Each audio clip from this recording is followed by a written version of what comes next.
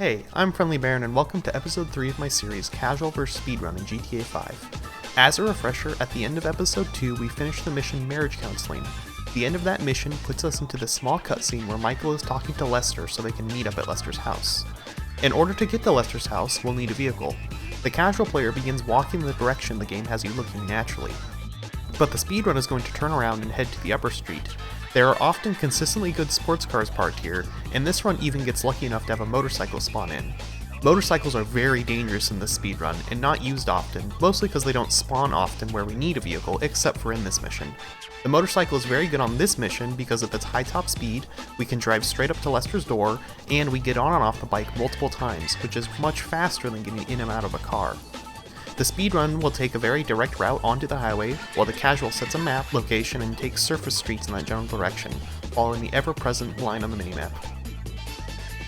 In a moment, the speedrun will answer and hang up a call from the therapist, then go into the phone settings and turn sleep mode on. Back on mission 7, Father-Son, we open the sleep mode page momentarily, so there is no delay in setting sleep mode. If we had not done that, we would have to keep the phone out for about 15 seconds while the instructional text on how sleep mode works is shown. For our purposes, sleep mode stops certain side missions that don't relate to the main missions from coming in. We play so fast that we have very little time in between missions to actually receive text and calls, and since you can only get messages every 20 seconds, we are careful to turn sleep mode on and off as needed throughout the run, and we'll go over why it's being turned on and off every time it's used.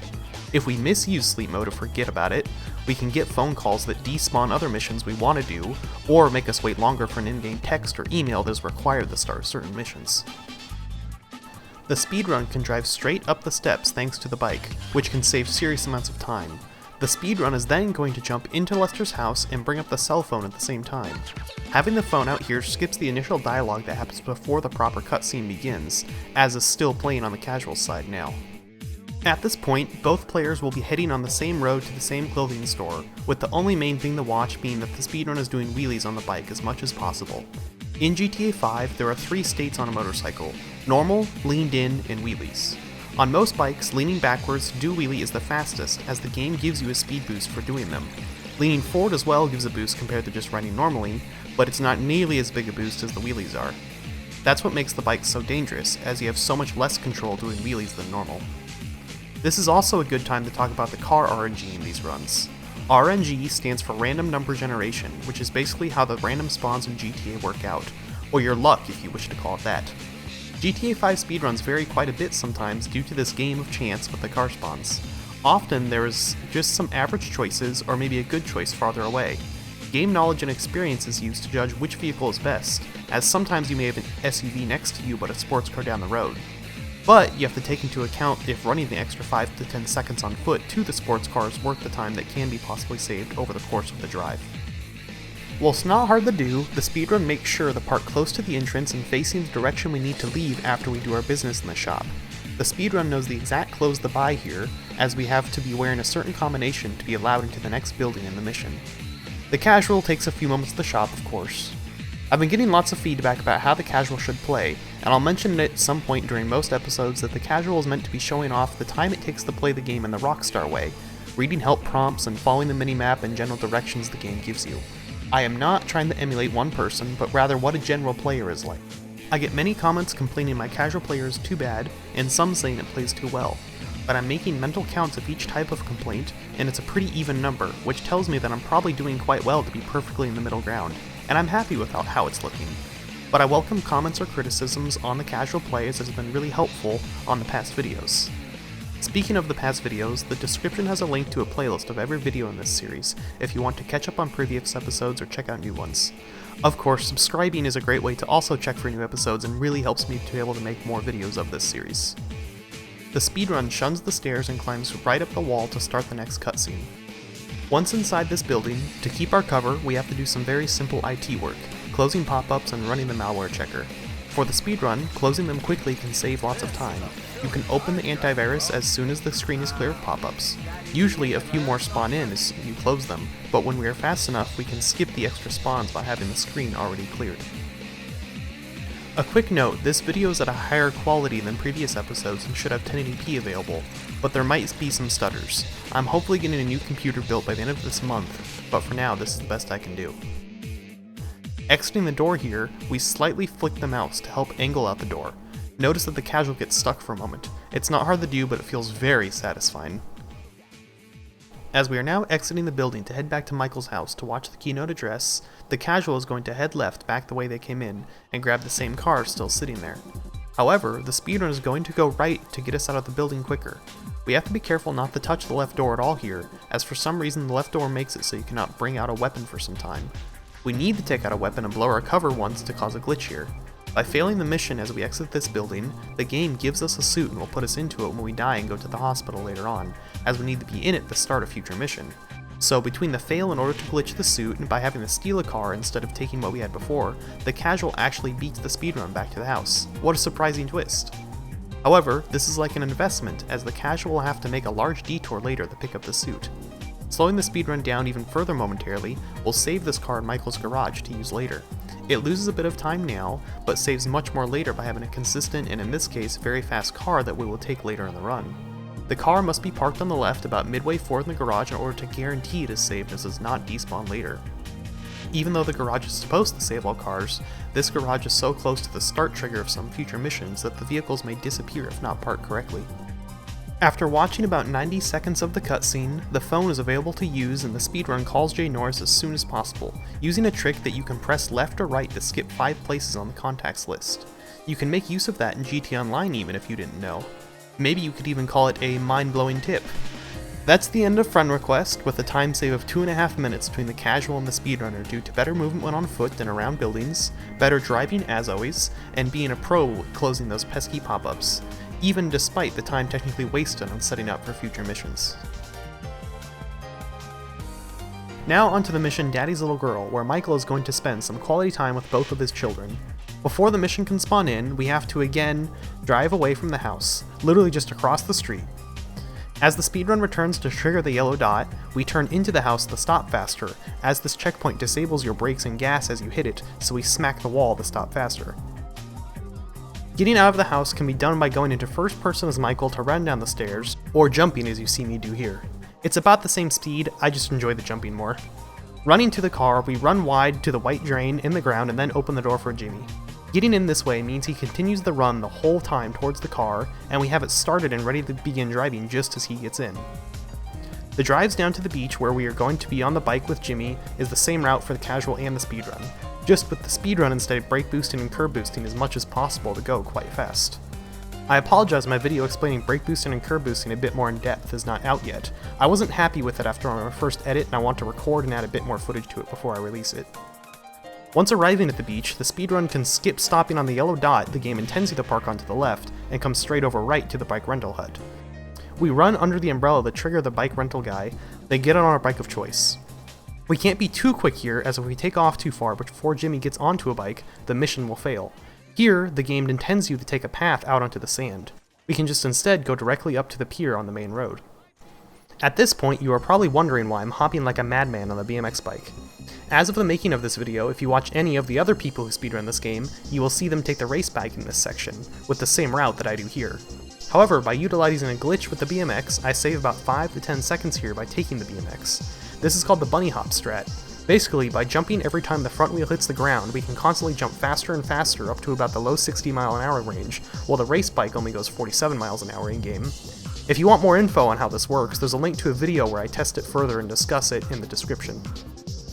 The casual is just now onto the same main sidewalk heading onto the pier, fast forwarded of course. They lose a significant amount of time following the game's suggested path out onto the sand. As both arrive to the end and then head out onto the boat, the speedrun is going to stay underwater and drown itself to under half health so we can kill ourselves at the end of the mission. The method we have available to die doesn't do much damage, so we need as little health as possible. During natural health regen or during a cutscene, if you have 49% or less health, it'll go up to 50%.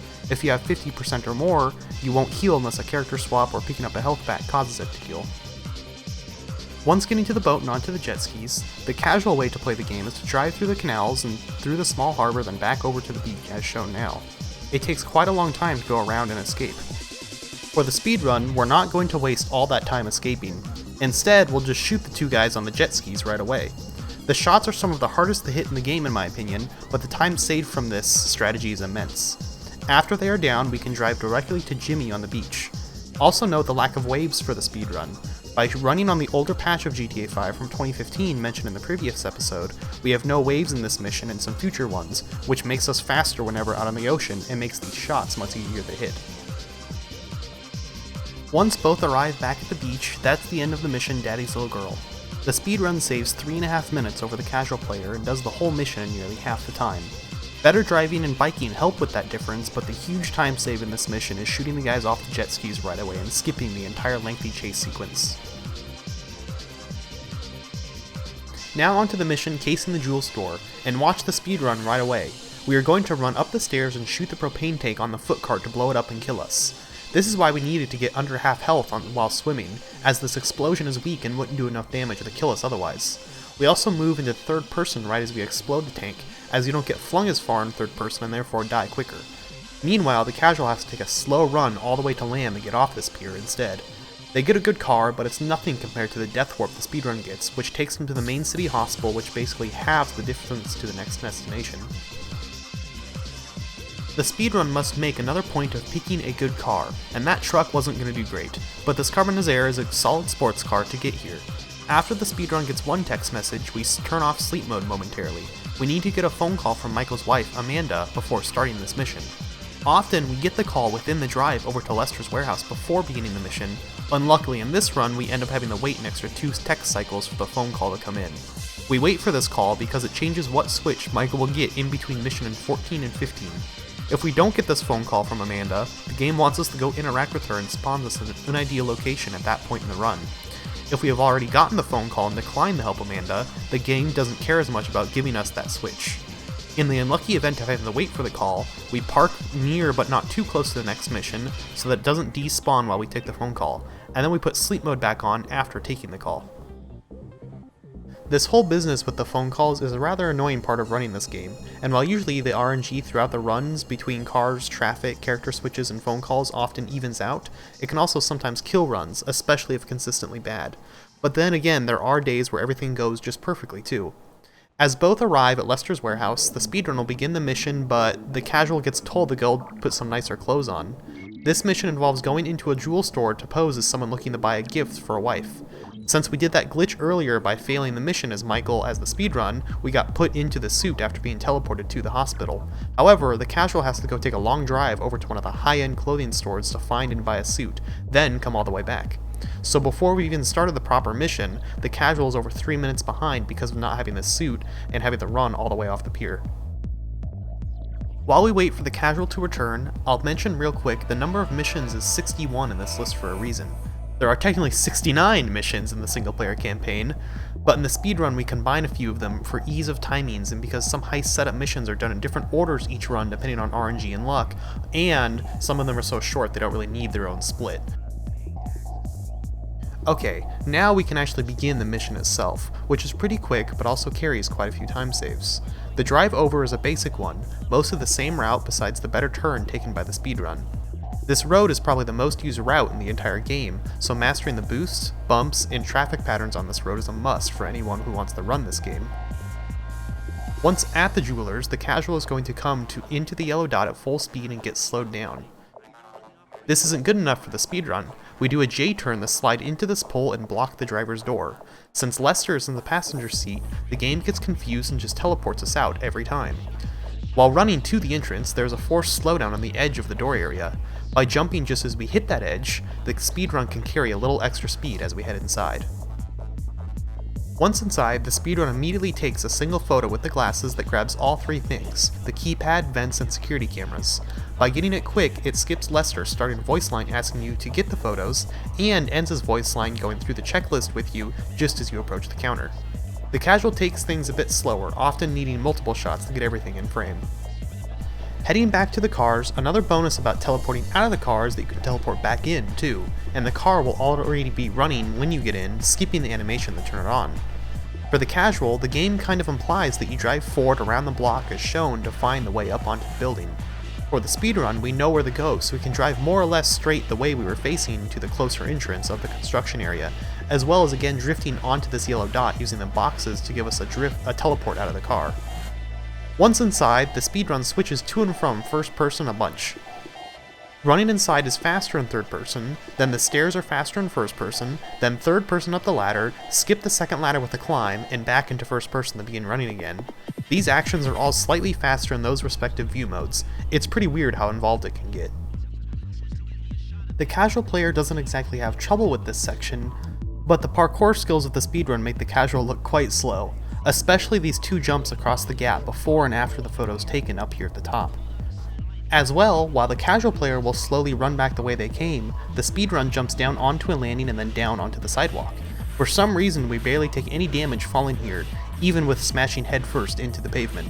There was a 1% chance or so we do take more damage, but it's usually no more than half health and makes the next mission a bit harder but not impossible. Regarding on-foot running, it's something we're kind of looking at right now as a community by modding our games with speedometers for testing purposes. It's one of those things where we believe first person is generally faster and we need to get into the habit of using it more, but it's a weird habit to break and we're still trying things out.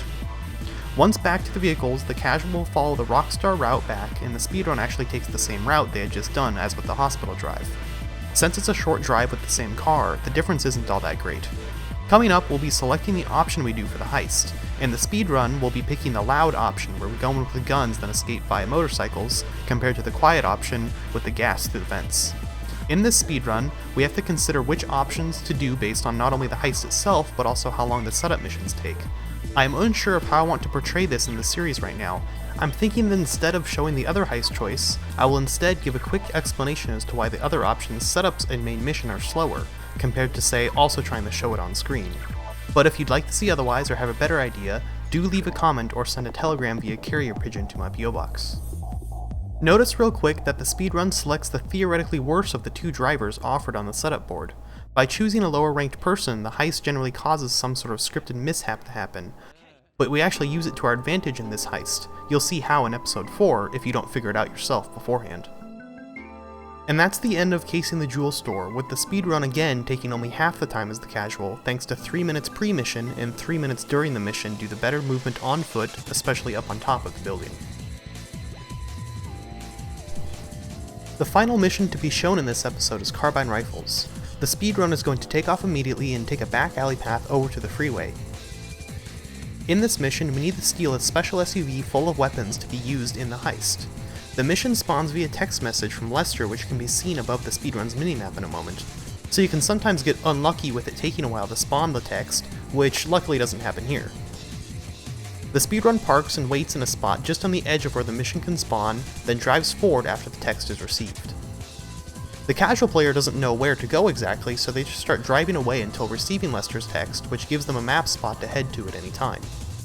Once close enough to activate the mission properly, the speedrunner gets out of the car and begins running back towards where we need to be next. As the truck approaches, the speedrun kills the left passengers first, then waits until the guys on the right are out of the car in order to kill them. It's nice of them to open the doors and get out of the seats for us that way. We leave one guy alive by not doing a headshot, as that delays the spawn of the chopper until the last guy bleeds out, which happens about as we're under the bridge, so escape is quite simple, and we just mosey on back the same way we came if all goes well. As the speedrun already has the truck, the casual is just getting into the general vicinity and beginning to grab the truck itself. It's obviously a bit of a messy affair, but they get it done eventually. The mission can seem quite simple for the speedrun, but so much can go wrong. Traffic can go crazy and run you over, the text message could take ages to spawn, the helicopter could spot you at an unfortunate time. It either goes really well or really poorly. The speedrun sits in the spot where the mission finishes, waiting for the cops to go away, while the casual will have to drive back once losing the cops. The speedrun hangs up the phone call immediately to finish the objective. The mission doesn't have a mission pass screen, so we just consider this cutscene that plays the end of it. The mission will take 2 minutes for the speedrun and 3 minutes for the casual, so pretty quick overall with just a minute saved by knowing exactly where the truck will spawn. That brings us to 12 minutes and 40 seconds saved in this episode alone, with 30 minutes saved over the whole series so far. The speedrun hasn't been playing for a full hour yet even. Thanks for watching. I am loving making this series and I'm just amazed at the support that it's getting. Episode 1 is nearing 1 million views already, which is just insane. Thank you all for watching and I'll see you next episode.